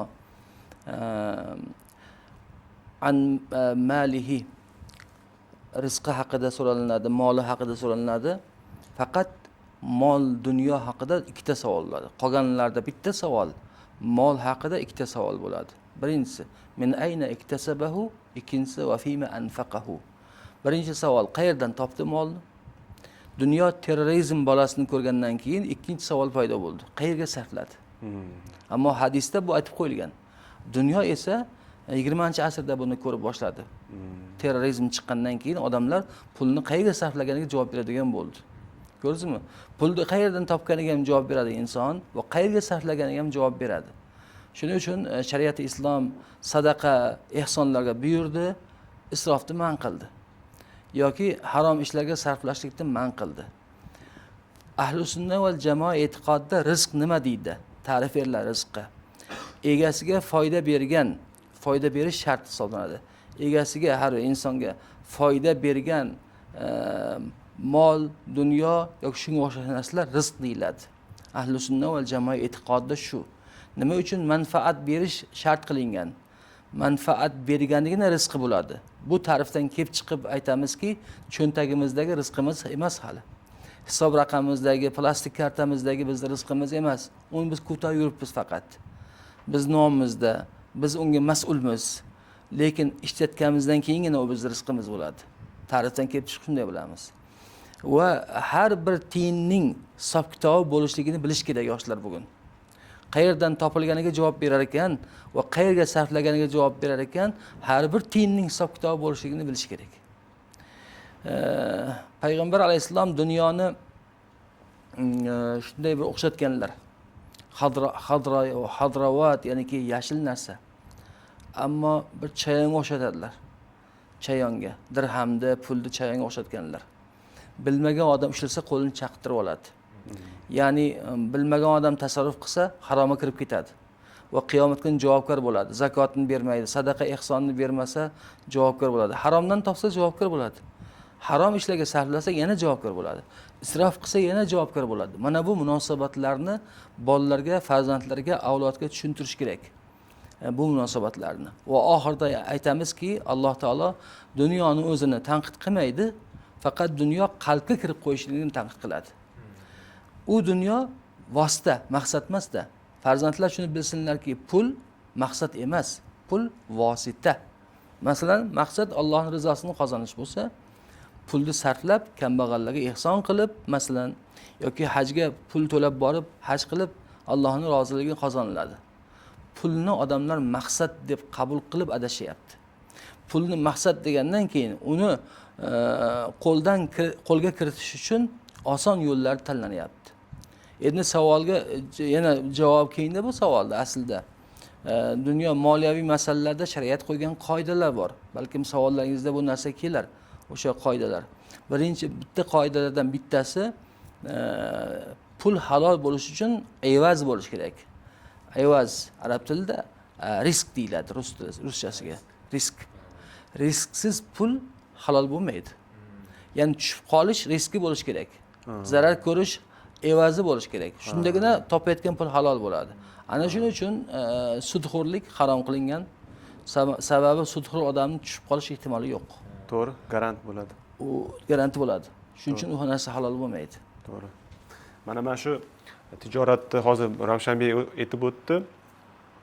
Tijoratga yo'l ochildi, lekin mana eng hozir birinchi raqamli shu muammolardan biri tijoratni aka-ukalarimiz orasida ko'p kuzatilyapti. Pul oldi berdisi, ya'ni pulini oladi, ishini qilib bermaydi. Yo'q qoladi. Topolmaysiz hech qayerdan. Yoki qarz oldi berdi masalasi shunaqa. Ish boshlayapman deydi. ishimni boshlayman, boshqa qilaman deydi. Ishidan boshlaydi, ishi ham foydasini berishni boshlaydi, pul keltiradi, hali qarzini ham beradigan darajada pul topishni boshlaydi tijoratida. Haligi insonga qarzini berishdan darak yo'q. Yoki mana shu aka-ukalarimiz endi xafa bo'lishmasin-ku, men o'zim ham etmayman, lekin bilaman, shunaqa insonlar bor. Ibodatda yurishadi, 5 mahal namoz o'qishadi.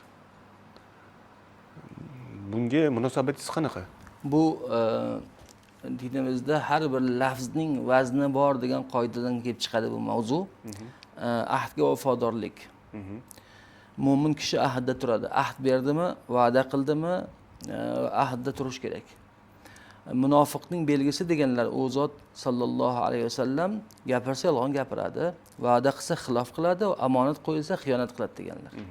Mo'min shuni teskarisi bo'ladi. Ahd bugun so'zning vazni yo'qolib ketdi. Odamlar ahd beryapti, va'da beryapti, va'daboz bo'lyapti. Holbuki Qur'onda innal ahda kana mas'ula deydi. Ahd so'ralinadi deyapti. Qiyomat kuni so'ralinadi. Har bir berilgan ahd. Chunki birovga ahd berar ekan inson unutmasinki, u Allohga ahd berayotgan bo'ladi. Bir o'ziga o'xshagan boshqa insonga ahd beryaptimi, va'da beryaptimi, u aslida Allohga va'da beryapti. Bir ajoyib bir boya aytib o'tdingiz, imkoningiz bor, so'zingizni ayting degan ajoyib bir masal bor. Buni azbiroyi foyda uchun aytamizda. Alloh taoloni yo'liga moliyaviy sarf qilish sharafli ish. Lekin Allohning yo'lida ahddan qaytish, va'dabozlik o'ta og'ir gunoh bo'ladi. Ba'zan katta savdogarlarning, katta tijorat ahlining birdaniga tushib qolganligi, yillar davomida to'plagan mol dunyosini birdan qo'ldan yo'qotganligiga guvoh bo'lamiz jamiyatda. To'g'ri. Nimaga shunday bo'ladi? O'zim uchragan misollar, tahlil qilgan misollarda shunaqa holatlarni ko'ryapmizki, shunaqa tijoratni boshlaganlar, yaxshi tijorat yuritgan kishilar keladida, nima ehson qilsam bo'ladi, nima yo'l ko'rsatasiz menga deyishadi. Foyda bu nima? Kartaga o'tkazmalar 1% emas, 0,29%. Birinchi o'tkazma uchun 10 million so'm bepul. Foyda bu Alif. To'lovlar qiling va umraga yo'llanma yutib oling. Alifni yuklab oling. Alif foydali. Bo'ladi, nima yo'l ko'rsatasiz menga deyishadi. Bu yo'l ko'rsatiladi, shu ehsonni qilib yuradi. 1 yil, 2 yil o'tadi. 1 yil, 2 yildagidan ishi yurishib ketadi haligi odamda. Oldingi 1 yil, 2 yildagi holatdan 10 karra ziyoda bo'ladi. Lekin 1 yil, 2 yildan keyin haligi so'rab kelgan, o'zi so'rab kelgan, menga bir yo'l ko'rsating, Xudoni men sherik qilay va Xudoning yo'liga shu ishni qilay deb so'rab kelgan, lekin shu ishdan qaytib boshlaydi. Bahonalar qiladi. Boshqa odatda ba'zan bir noto'g'ri odamlarga uchrab qolgan bo'ladi, noto'g'ri yengil yuradigan qizlarga uchragan bo'ladi, boshqa bo'ladi va haligi qilib yurgan ehsondan voz kechadi. Qilmay qo'yadi, qochib ketadi, ko'rinmay qoladi. U aslida o'sha ahdni Allohga bergan edi. Allohning yo'liga qilayotgan edi. Alloh taolo va'dasida turib uni ishini rivojlantirdi. Ishi gurillab ketdi. Lekin u ehsonni unutdi. Va'dasini unutdi, yuz o'girdi. Alloh ham undan yuz o'giradi.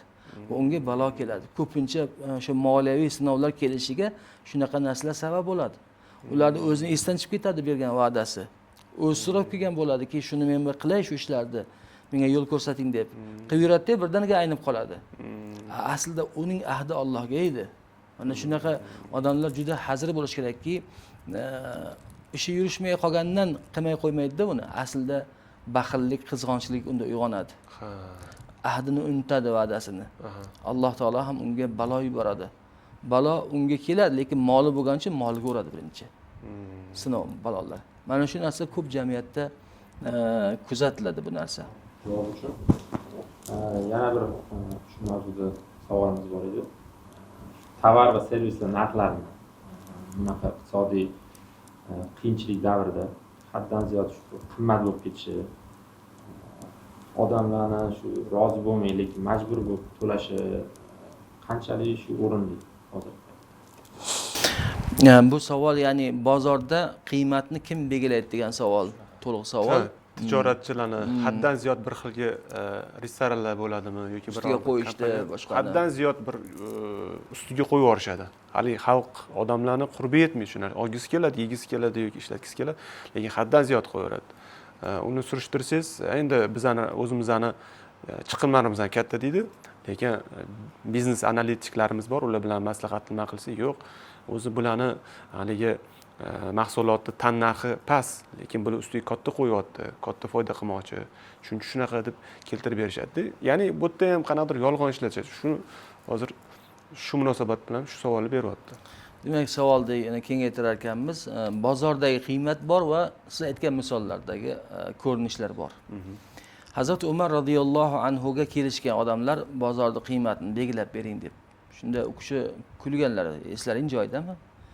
Bozorda qiymatini Alloh belgilaydi. Bir joyda qayerda bozor bo'lishini ham Alloh belgilaydi. O'sha yerda bozor yuradi. Lekin shu bozorda boshqa joyga ko'chiramiz deydi odamlar, u yerda yurmaydi. Bozordagi narxchi, shariat mutlaq chegara qo'ymagan. Faqat tavsiya ma'nosida 30% gacha deganlar. 30% gacha qo'ysa bo'ladi ustiga. Tavsiya bu mutlaq emas. Chunki buni aslida qiymatni bozorda o'zi belgilaydi. Ba'zi mollar bor 10% qo'ysangiz ham ko'tarmaydi. Ba'zi mollar bor 100% qo'ysangiz ham unga to'g'ri kelmaydi. 200% qo'ysa ham ko'taradigan mollar bo'ladi. To'g'ri, to'g'ri. Buni bozor belgilaydi. Bozorga xilof tarzda hech kim o'z boshimcha narx qo'ya olmaydi. Narx qo'ysa uniki o'tmaydi. Yo boshqalarni narxni arzon qo'yib yuborib, boshqa savdogarlarning qarshiligiga uchraydi, sindiryapsan bizni deydi, yoki narxni katta ko'tarib qo'yib yuborib, moli o'tmaydi uni. Odatda qiymatni bozor belgilaydi, bozorga qo'yib berish kerak. Ammo siz aytgan misolda, endi undan ham yana bitta boshqa misol bor. Bayramlarda narxni ko'tarish. To'g'ri aytasiz. Ramazonda, hayit bayramlarida narx ko'tariladi. Nimagadir Ramazon kirishiga bir kun, 2 kun qolganda bozorga tushsangiz, go'yoki tasavvur qilasizki, nimaga ertaga qiyomat qoyim bo'lyaptimi? Odamlar shunga bozorlik qilyaptimi degan xavotir keladi sizga. Shu qadar pastga yopishadi. To'g'ri aytasiz. Holbuki Ramazonning mantig'ida odatiy porsionni kamaytirish kerak yarmiga. Ramazonning mantig'i odatiy bozorlikni yarmiga kamaytirish kerak. To'g'ri. Ramazondan semirib emas, aslida ozib chiqish kerak. Modomiki Ramazondan ozib chiqmayapmizmi, semirib chiqmayapmizmi, ko'p narsa izdan chiqqan degan. Aslida. Shuning uchun bayramlarda narxni oshirib yuborish insofsizlik. Buni baladiya, ya'ni shahar hokimiyat yoki bozor mas'ullari qaraydi bunga, haqqi bor. Bayramlarda narxni haddan oshirib yuborish insofsizlik. Xuddi shunday restoranlarda yoki boshqa holatlarda xalqning umumiy iqtisodidan kelib chiqmagan holda narx qo'yish ham insofsizlik. Xalqning umumiy iqtisodi ma'lum. Xalq nimaga qodir, qanchalikka qodir, To'g'ri. nima olyapti va narxlar ham shunga ko'ra qo'yilishi kerak. Unga qarab qo'yilmadimi, demak insofsizlik bo'ladi. Shariat uni yoqlamaydi. Uni demak mahkamalar tartibga soladi aslida. Doim islom mamlakatlari vaqtida tarixda mahkama, qozi, xonlar bunga mas'ul bo'lgan. Bozorlarni tekshirishgan, narx-navoni o'rganishgan. Kim qancha narx qo'yapti? Agar ko'p qo'yganlar bo'lsa jazolangan. Jazolangan. Mana shu tartibda rioya qilinishi kerak. Ustoz, savolimiz farzandlarimizga shu diniy yo'nalishda ustoz tanlashda qanaqa jihatlarga e'tibor berishimiz zarur? Bu savoldan oldin savol qo'yish kerakki, ustoz tanlanadimi o'zi deganda. Ha, tanlanadi ustoz. Shariatimiz bunga qoida qo'ygan. Ilm ma'rufdan olinadi degan. Ilm olish farz bo'lgandan keyin albatta shariat ilmni kimdan olish kerakligini ham bayon qiladi-da. Shuning uchun bu qoidani keltirganki, ilm ma'rufdan olinadi, ya'ni ma'lumdan olinadi. Ilm g'oyri ma'rufdan olinmaydi, ya'ni noma'lumdan olinmaydi. Shuning uchun internet, telefon ustoz bo'la olmaydi. Kitobning o'zi ustoz bo'la olmaydi. Agar kitob ustozlikka yaraganda edi, Alloh taolo 124 ming payg'ambar emas, 124 ming kitob tushirgan bo'lardi. Holbuki 4 ta kitob tushirdi, lekin 124 ming payg'ambar tushirdi. 124 ming payg'ambar bular ustozlar. Demak, kitobning o'zi ustoz emas. Internet, ChatGPT'lar ustoz emas. Bugun bir xillar ChatGPT'ni ustoz qo'yapti o'ziga.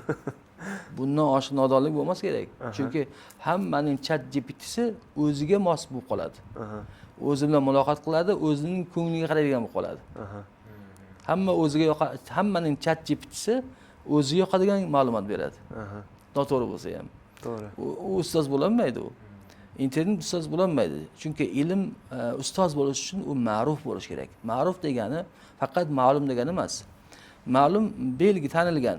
Ma'ruf degani qabul qilingan ham bo'lish kerak. Ustozlikka tanilgan va odamlardan qabul qilingan bo'lish kerak. O'sha loyiq bo'lish kerak ustozlikka. Masalan, qabul qilinmagan bir asabiy odam shogirdini rezinga tayoqni urib ko'katiraversa ustoz bo'lmaydi-ku. Masalan, shunaqa misollar ko'rib qolyapmiz ba'zan. To'g'ri. Shogirdni urgan ustozlar ham chiqib qolyapti. Haqqi yo'q aslida urishga. Shuning uchun ma'ruf degani nima uchun shariat ma'lum demadida ma'ruf so'zini qo'lladi. Ma'ruf degani ham tanilgan, ham qabul qilingan bo'lishi kerak ustoz. Ustozlikka. Taqvodor bo'lish kerak, asabi joyida bo'lish kerak. Shuning uchun ilgari yosh bolalar bilan ayol ustozlar shug'ullangan. Yosh bolaga katta erkak kishining asabi ko'tarmaydi. Boshlang'ich ta'limda ayol kishilar bergan. Haligi alifboni o'rgatish qiyin-ku bolaga. To'g'ri, to'g'ri. Erkak kishining asabi ko'tarmaydi-da, ayol ustozlar ta'lim berishgan boshida. Keyin kattaroq bo'lib erkak ustozlarga topshirilgan. Ya'ni ayniqsa bugun bu savol o'ta ahamiyatli. Yoshlar internetda noma'lum masalan o'zbek zabon ustozlar bor, xorijlarda gapiryapti, muxolif ustozlar ular. Ular ma'ruf emas-da. Ma'lum, lekin ma'ruf emas. Sababi qabul qilinmagan bizda. Bizning jamiyat ularni qabul qilmaydi. Ularning gapi biz jamiyatga xilof, bizning siyosatimizga xilof. Shuning uchun ulardan ta'lim olma deyaptiki, ulardan ta'lim olgan ham javobgar bo'lyapti-da. Mana shuning uchun ustozni ma'ruf bo'lishi o'ta muhimdir. O'shaning uchun biz yoshlarimizga, xalqimizga aytayapmizki, diniy masalalarningizni, savolingizni o'zingizning o'sha rasmiy imomlaringiz, o'zingiz bilgan ustozlar bor. Shulardan O'zbekistondagi, shulardan so'rangki, bular ma'ruf bular. Ham ma'lum, ham qabul qilingan bular. Ustoz, mana hozir ChatGPT haqida mavzu ochildi. Hozirgi kunda ko'rib turibmiz, sun'iy intellekt va boshqa yangi texnologiyalar rivojlanyapti. Va jamiyat buni qabul qilish boshladi sekin-sekin. Dinimiz bu haqida nima deydi? Bu kabi yangi texnologiyalar dinimizga tahdid solmayaptimi? Yoki shu Dinimiz umumiy qoida qilib bergan, umumiy qolip qilib bergan. Hamma narsani ana shu qolipga solish kerak. Shu qoidaga solish kerak. Boya aytib o'tdimki, maqsad vosita. Aniqlab qo'ydi. Odamlar agar ChatGPTni maqsad deb qabul qilsa adashadi. ChatGPT ular mana kitoblarga o'xshab, internet qo'limizdagi anaqalarga, telefonlar va iPhonelarga o'xshab nima? Vosita. Ular siz bergan ma'lumotlar bilan bazasini boyitadi. Men o'zim sinab ko'rganman. ChatGPT chiqqan mahalda ulanib, pullik versiyasini olib, shu pullik versiyasi to'g'riroq javob beradi degan ma'noda diniy masalalar berib ko'ryapman hali ChatGPT'imga. Noto'g'ri javob beryapti. Bilmayman demaydi. Noto'g'ri javob beryapti. Keyin yo bu noto'g'ri desam, ha to'g'ri, bu noto'g'ri deydi-da, boshqa javob beradi, u ham to'g'ri bo'lmaydi. Keyin u to'g'ri emas deyman. Mana bu to'g'ri javob berdi, to'g'ri javob mana bu desam, ha bu to'g'ri javob deydi-da. Keyin boshqa kishiga aytdim, sen endi so'rab ko'r meni telefondan, ChatGPTdan so'rab ko'rchi, qaysi javob berar ekan desam, u so'rasa men bergan javob beryapti keyin.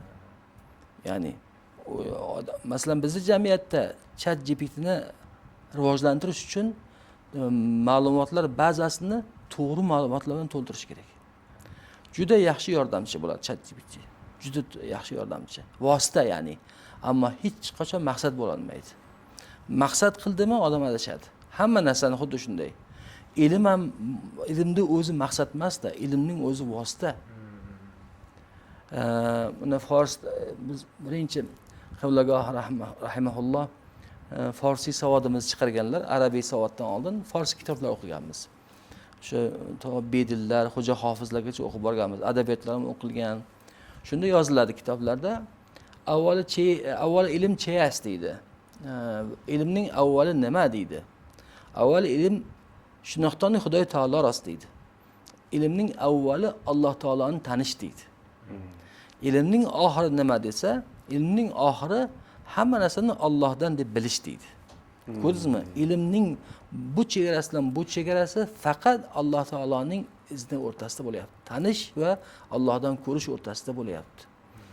Alloh taolaning rizosiga yetkazadigan yo'lda vositachi bo'lgan ilmni hammasini shariat qo'llaydi. Lekin Alloh taolaning rizosiga olib bormaydi. Alloh taolaning rizosiga olib bormagandan keyin insonga manfaat bermaydi, insonga xavf tug'diradi. Axir yadro bombalarini ham olimlar ixtiro qildi.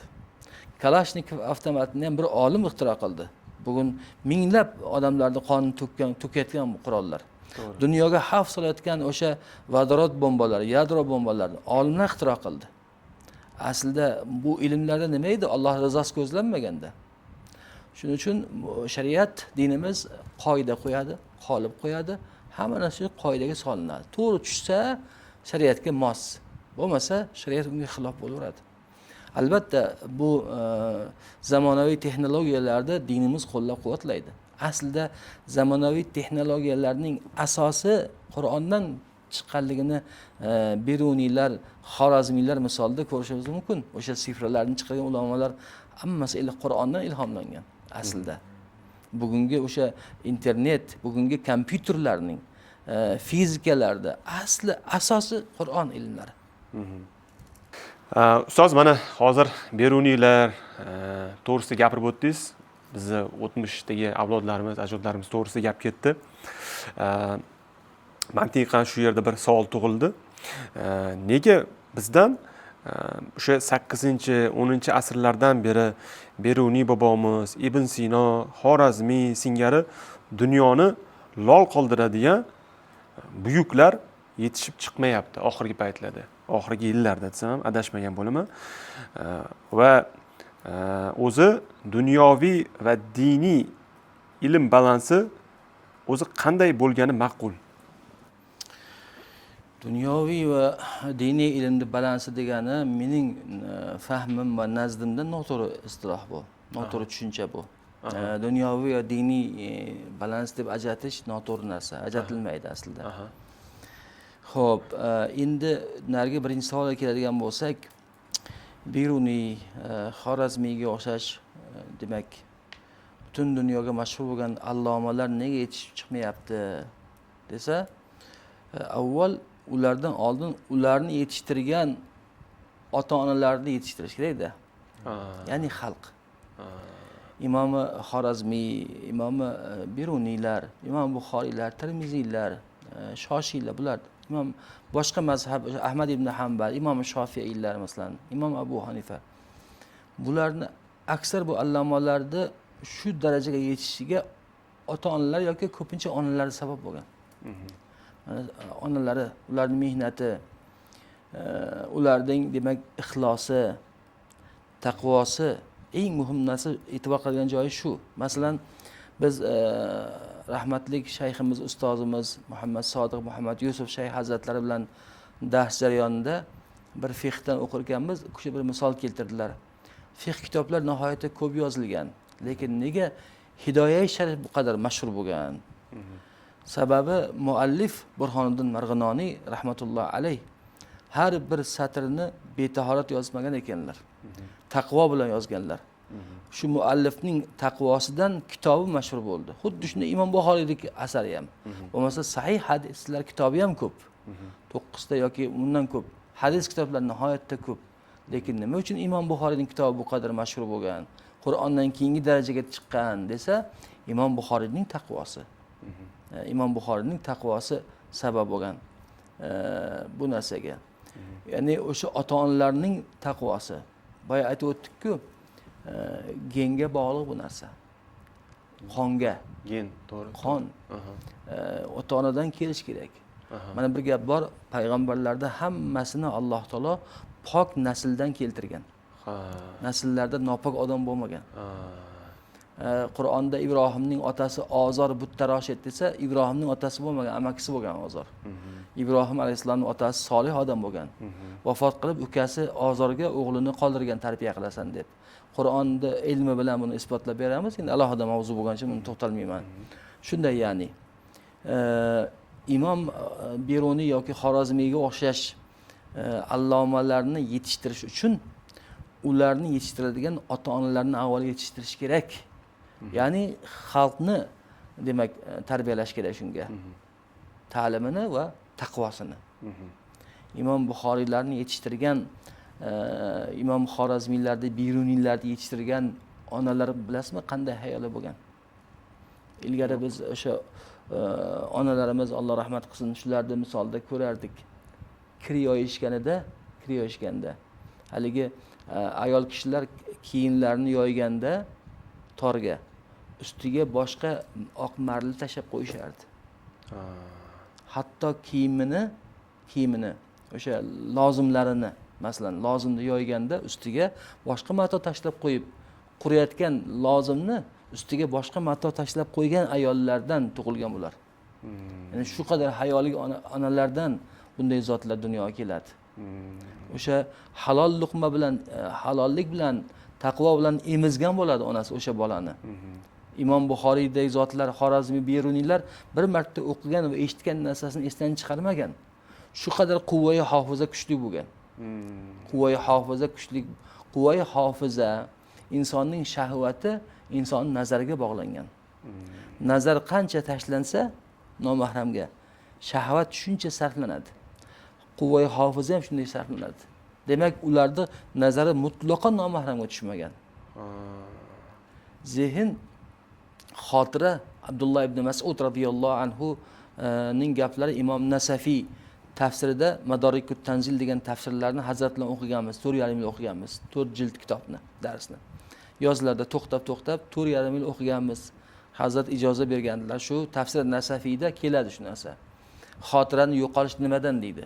Xotirani yo'qolishi deb Ibn Mas'ud sahobiyni aytganlar, insonning xotirasi gunohlardan yo'qoladi deydi. Gunoh qancha ko'paygani sari insonning xotirasi shuncha susayib borar ekan. Demak, ular gunohni ham kam qilganlar. Masalan, Imom Buxoriyni buni qayerdan bilamiz? Siz Imom Buxoriy o'ylaymanki, Alloh taolo mendan g'iybat haqida so'ramaydi deganlar. Demak, g'iybat qilmaganlar mutlaqo. Boshqa ishlar ham shu qadar bo'lgan. Demak, lo'nda javob shu bo'ladiki, Beruniydek, Xorazmiydek zotlarni chiqarish uchun ularni dunyoga keltirgan ota-onalarni oldin tayyorlash kerak. Ya'ni butun xalqaro tarqalish kerak bu narsa. Ya'ni xalq, jamiyat shu yo'lda bo'lish kerak. Keyin shular orasidan chiqib keladi. Jamiyat ichida bitta ikkita taqvoli odamlardan orasidan chiqish qiyin bu narsa. Butun jamiyat shunday bo'lish kerak. Xo'p, men tushundim. Ya'ni bu genetika baribir birinchi bo'lib, o'sha ota-bobolari, uni ota-onalari qanaqa inson bo'lishgan, halol luqma yeyishganmi, qanaqa tarbiya ko'rishgan, ilmlimi, ilmsiz odam bo'lishganmi va keyin o'sha hayoti davomida yana bir nima ustozlari va mana hozirgi kunda yana gapirib o'tadigan bo'lsak, bog'cha va maktabning roli qanaqa bo'ladi? Misol uchun hozirgi kunda shunaqa Beruniy, Ibn Sinodagi allomalarimizni yetishtirib chiqishdi. Chunki ko'ramiz, bizani o'sha davlatimiz bog'cha, maktabga alohida e'tibor qilyapti, alohida e'tibor, investitsiyalar qabul qilyapti. Mana qanchadan qancha xususiy bog'chalar, xususiy maktablar ochilyapti. Yaqinda mana o'zim ham internetda ko'rib qoldim. O'sha o'zimizni hurmat qilgan ustoz tadbirkorlarimizdan biri Jahongir aka Ortiqxo'jayev hamda o'zimizni o'sha yana bir hurmat qilgan ukamiz borlar. Cambridge o'quv markazini asoschisi, Cambridge ham eng yetakchi shu til markazi Toshkentda. O'shani asoschisi Jahongir Po'latov. Birgalikda bir yaxshi loyiha qilishibdi ular ham, Jahon School degan. Men endi to'g'ri internetda endi biz ishimiz shunga bog'liq bo'lgancha ko'p o'tiramiz. Menga nimamga tushgani, nazarimga tushgani bularni o'sha aytishdiki, bu maktabda darslar hammasi 100% o'zbek tilida bo'lar ekan. O'zimizning o'zbekona qadriyatlarga moslashgan holda 100% o'zbek tilida, lekin shunda ham aytishdiki, haligi rus tili, ingliz tili, arab tili va boshqa dunyo tillarini ham o'rgatamiz, texnologiyalarni ham o'rgatamiz deyapti. Shunga men savolim shundan iboratki, mana shunaqangi xususiy maktablar, bog'chalar qanchalik rol o'ynaydi hozirgi kunda Ibn Sinolarni chiqarishimizda, Farobiylarni yetishtirib chiqarishimizda? Men bu ikkita Jahongirlarning misolida ajoyib bir narsa ko'z oldimga keldi. Alloh rozi bo'lsin shu Jahongirlardan. Jannat oldida hadislarda keladi bu. Jannatga eng avval kirish bo'yicha ikki toifa odam talashadi. Talash qanaqa? Talashmaydi. Bir-birini ikrom qiladi. Siz kiring deb. Bu ahli ilm bilan boylar, saxiy boylar. Ahli ilm aytadiki, boyga sizni pulingiz, homiyligingiz bo'lmaganda men qayerda o'qigan bo'lardim? Sizni yordamingiz bilan men o'qidim, siz kiring birinchi jannatga deydi. Shunda boy aytadiki, Hazrat deydi, siz bizga ilmingiz bilan saxovatni o'rgatmaganingizda biz qayerdan saxiylik qilgan bo'lardik? Siz kiring birinchi deydi. Va ilm dunyodan ustun bo'lgani uchun avval olim kiradi, keyin saxiy boy kiradi. Keyin qolganlarga navbat keladi. Mana shu tandemni ko'rdim bularda. Anaqasi tandemida shu holatni ko'rdim. Ana shunday bo'lishi kerak aslida. Jamiyatda demak ta'lim rivojlantirilyaptimi? Ta'lim qanday rivojlantiriladi desa, mana shu Jahongir Ortiqxo'jayevga o'xshash saxiy boylarning ko'magi bilan rivojlantiriladi. Masalan, birida ilm bor, birida pul bor. Bularni uyg'unlashtirish kerak. To'g'ri. Pulni, resurslarni ta'limga yo'naltirish kerak. Mana shu tarzda, faqat davlatga qarab o'tirmasdan, demak, homiylik yo'li bilan ana shunday rivojlantirish kerak. Ta'limni bog'cha, maktabsiz tasavvur qilib bo'lmaydi. Ta'lim deganda bog'cha va maktab. Demak, ta'limni rivojlantirish uchun bog'cha va maktabni rivojlantirish kerak. Alloh rozi bo'lsin shu yigitlardan, Jahongir Po'latovlarga o'xshash yigitlardan. Bugun maktab ochayotgan juda ko'p bular. Maktab ochib, o'sha bir-biriga sifat bo'yicha musobaqa qilayotgan yoshlardan Alloh rozi bo'lsin shu yigitlardan. Balla deymiz, ofarin deymiz, tasannolar deymiz. Ta'lim mana shunday rivojlantirib borilsa, inshaalloh kelajakda O'zbekiston nihoyatda yana zo'r bo'ladi hali, xohlasa. Bular o'qib, hali shu darajaga chiqib olaylik. Hozir shu darajaga chiqish yo'lida ketilyapti harakat. Mana bular shu ikkita Jahongirning misoli boshqalarga o'rnak. Boshqa boylar ham ahli ilmning atrofida jipslashsa, ilm, ta'lim ana shunday rivojlanadi. Ana shunday rivojlanadi. Ustoz, hozir bizda blitz savollar boshlanadi. Qisqa savollar. Shulardan bittasi, siz hurmat qilgan tarixdagi va hozirgi kundagi 3 ta buyuk shaxs. Tarixdagi shaxslar ma'lum, butun millatimiz faxr qiladigan, ularning ro'yxatini o'nlab, yuzlab sanashimiz mumkin. Butun millatimiz, nafaqat butun millat, dunyo hurmat qiladigan. Imom Buxoriyning maqbarasi qurilyapti. Dunyo ulamolar mendan so'rayapti, qachon bitadi, qachon ochilish bor deyapti. Imom Buxoriy, Imom Tirmiziy, uchinchisi Imom Hakim Tirmiziy. Men bevosita shu Imom Buxoriyning Sahih Buxoriy bo'yicha doktorlik ilmiy darajasini himoya qilganman 2 yil oldin. Buxoriyshunos deyshadi. Imom Buxoriy bo'yicha ko'p gapiraman. Bu zotlar. Zamonamiz shayxlari, ustozlari, o'zimizning shayxlarimiz, Shayx Abu Bakr, albatta birinchi demak zamonamizda o'zimni qiblagohimda aytaman. Meni ilk ustozim. Shayx Muhammad Sodiq Muhammad Yusuf asosiy ustozimiz. Maxtumqul domla bizga madrasada asos dars berganlar. Hozir Qashqadaryoda kishi katta olimlar. Dunyo ulamolaridan Shayx Habib Umar, bu kishi yamanlik, va Janubiy Hindistondagi mening asosiy katta ustozim Shayx Abu Bakr Ahmad. Bu zotlarga ergashaman, hurmat qilaman va mudom bulardan dars olaman. Hop, ikkinchi blitz savolimiz ustoz. Shayx va imom xatib bo'lmaganingizda qanday kasb egasi bo'lishingiz mumkin edi? Huquqshunos bo'lardim. Nega? Huquq bo'yicha. Chunki yoshligimda qiziqardim va yuridik institutda o'qiyman derdim. Maktab asosiy davrida shunday o'tgan. Ammo 11-sinfda keyin fikrim o'zgarib madrasaga kirib ketganman. Ammo madrasada ham fiqh bu huquq degan. To'g'ri. Ravshan, keyingi savol. Siz sevgan taom va meva. Men sevgan taom men ko'pda, qaysi bo'ladi? Men taomlarni hammasini yaxshi ko'raman. 3 ta eng sevganingiz ayting, 3 ta eng yaxshi ko'rgan taomingiz va mevangiz. Xo'p, taom osh yaxshi ko'ramiz. Oshni yaxshi ko'raman. Keyin biz tomonlar juda qoyil maqom qiladi. Surxondaryoda keskan osh deydi bizda. Keskan osh degan ovqatimiz bor. Shuni yaxshi ko'raman. Bizda Ramazonda qilinadi. Hali chelakda tayyorlab kelishib, odamlar xo'pirib ichishadi. Ichida xamir kesilgan bo'ladi, keskan osh. Foyda bu nima? Elektr, gaz va mobil aloqani hozir to'ldiring. Keyin foizsiz to'lang. Foyda bu alif. To'lovlar qiling va umraga yo'llanma yutib oling. Alifni yuklab oling. Alif foydali. Odam rahmatulloh alayha shundan qilib beradilar. Yoshligimda taom, menga yoshlikka eslatadi bu. Keskin oshdi va biz surxondaryoliklar go'shtni yaxshi ko'ramiz. Go'sht ko'p yeymiz. Qovurib ham yeyveramiz, qaynatib ham yeyveramiz. Mangalda ham, shashlik ham qilib yeyveramiz, faqat go'sht yeymiz. Mevalardan anjirni yaxshi ko'raman, mangoni yaxshi ko'raman. Ko'p yaxshi ko'rganim mango, anjir va uzum. Lekin ko'p zaytun iste'mol qilaman. Zaytun ko'p iste'mol yog'i bilanmi? Yog'ini ham, o'zini ham.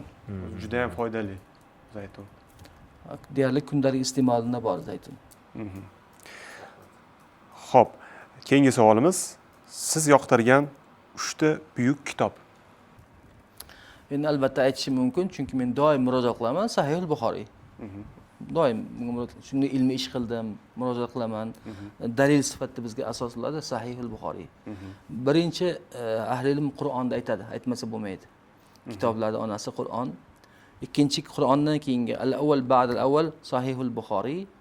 Uchinchisi Sunan Tirmiziy. Ammo men doim kitob almashtiramiz, doim kitob o'qiyman. Hozir ayni damda o'qiyotgan kitoblarim Ibn Atolloh Sakandariyning Tojul Urus kitobi, Mulla Ali Qorining Imom Tirmiziyning shamoillarga yozgan sharhlari Jam'ul Masoil ala Sharhil Vasoil degan Sharh Shamoil degan kitoblari bor. Shuni o'qiyapman.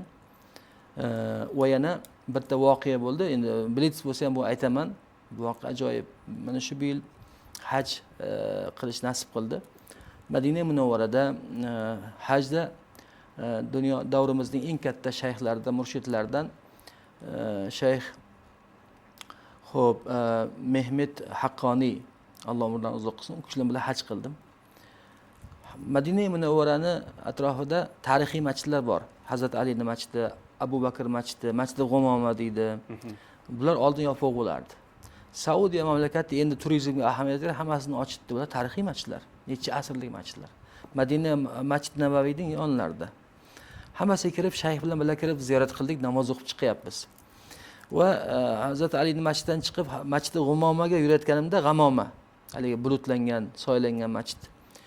Masjiddan chiqqan joyda tabloda arabcha, urducha, inglizcha yozilgan ekan ma'lumot. Hayol qildim men. Hayol qildimki, shu nimaga Tarixi Madina kitobini olib o'qimadimmi? Shu masjidlarning tarixini to'g'ri tushunardim hozir. Rasmga oldim tabloni, keyin o'qiyman dedim. Va hayol qilyapmanki, nimaga Tarixi Madina kitobini o'qimayapman? Madina tarix kitoblari bor-da. Shu ma'lumotlarni bilardim. deb hayol qildim u haramga kirdik, Masjid Nabaviyga. Shayxni o'rniga o'tkazib, boshqa Madina ahli do'stlarim bor, ularning yoniga o'tdim masjidda. Hali o'tirganim yo'q, bir yamaniy chol keldi. Keksa chol, yamanlik. Kelib, men yonidagi bir avon qori yigit bor edi. Men taniydigan, bizga xizmat qilib yuradigan Omon qori deydi. Omon qoriga arabiy o'zining lahjasida aytayapti. Tirmiziy olim shumi dedi meni ko'rsatib. Mumkin Omon qori oldin aytgandir unga. Tirmiziy olim shumi dedi. Ha dedi. Mana bu senga dedi. Menga bir salafan tutqazdi paket. Mana bu senga dedi. Qo'rs gapiryapti o'zini. Endi holat shunday. Yamaniy arablar. Salafanni ochib, ikkita kitob, uringan kitoblar, lekin yangi emas, eski ham emas, o'qilgan kitobda, lekin ikkalasi ham subhanalloh tarixi Madina. Bir muallifning ikkita kitobi, ikkalasi ham Madina tarixi haqida kitob. Hali men yarim soat bo'lgani yo'q, nega tarixi Madina kitobini olib o'qimadim dedim. Ya subhanalloh, hozirgina o'ylab turdim buni. Tarixi Madina-ku deb qarayman desam, haligi chol jamoatga kirib ketdi. Yamaniy odam chol. Jamoat ichiga kirib ketdi. Madina shunday go'zal, tabarruk joyki, hayol qilgan narsam yarim soatga bo'lmay qo'limga kitob tutqazishyapti. Olib keldim o'sha ikkita kitobni, hozir shu ikkalasini o'qiyapman. Ayni damda Madina tarixi, eski ko'pchilik bilmaydigan tarixlarni yozgan. Madina joylarining nomi, bu qiziq ahli ilm uchun. Qo'ydi, juda ham qiziq voqea. Juda ham qiziq voqea. Siz hozir mana maskanlar haqida gapirdingiz. Shunga mos savolim bor edi. Siz sayohat uchun 3 ta eng go'zal dunyo maskani qattiq maslahat berardingiz? Men o'zim ayni damda yaxshi ko'rgan 3 ta diyor bor. 3 ta mamlakatga doim safar qilaman. Boshqa joyga borishga imkonim bo'lsa ham, shu uchalasini tanlayman. Bu Turkiya, Istanbulni ko'p sevaman.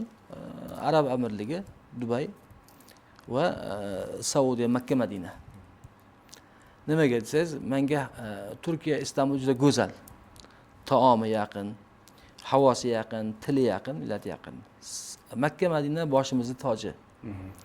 Dubay esa ko'nglimizning dunyoviy tomonini o'ylaydigan, bilasiz endi Dubay bu kattalarning nimasi, yoshlar o'ynaydigan, bolalar o'ynaydigan joy bo'lardi-yu, nima derdi uni? Amerikalarda bo'ladi, Disneyland. Xo'p, menda yana bitta savolim bor, ustoz. Insonlardagi 3 ta siz qadrlaydigan xislatlar. Men qadrlagan xislatlar, 3 tasi. o'zimga begona bo'lmagan xislatlarni yaxshi ko'raman doim. Xo'p, bu asl soddalik. Mo'min odam ya'ni sofligi, qalbining sofligi. So'zda tura bilish, ahdda tura bilish. Keyin saxiylik. Ustoz, oxirgi savolim. Yoshlarga 3 ta eng qimmatli maslahatingiz. Yoshlikda qadriga yetsin, birinchisi, o'tib ketadi u. Yoshlikda qadriga yetsin. Ota-onasini g'animat bilsin, ketib qolishadi ular. Ketib qolishadi. Yoshlikdan Xudoni tanishga harakat qilsin. Yoshlikdan taniganlik boshqacha bo'ladi. Tushunasiz. Dunyo va oxiratda baxti ham shulasida. Allohni tanisin yoshligidan, ota-onasini g'animat bilsin, ular ketib qolishadi. Chunki hamma boya aytib gaplashib o'tdik. Omad ham, pul ham ota-onada, jannat ham. Va uchinchisi yoshlikda qadriga yetsin. Buni payg'ambarimiz aytganlar. Iqtanim shababaka qabla haramik. Yoshligingni g'animat bil, keksayishingdan oldin deganlar. Va ustoz, bugungi loyihamizning eng oxirgi savoli,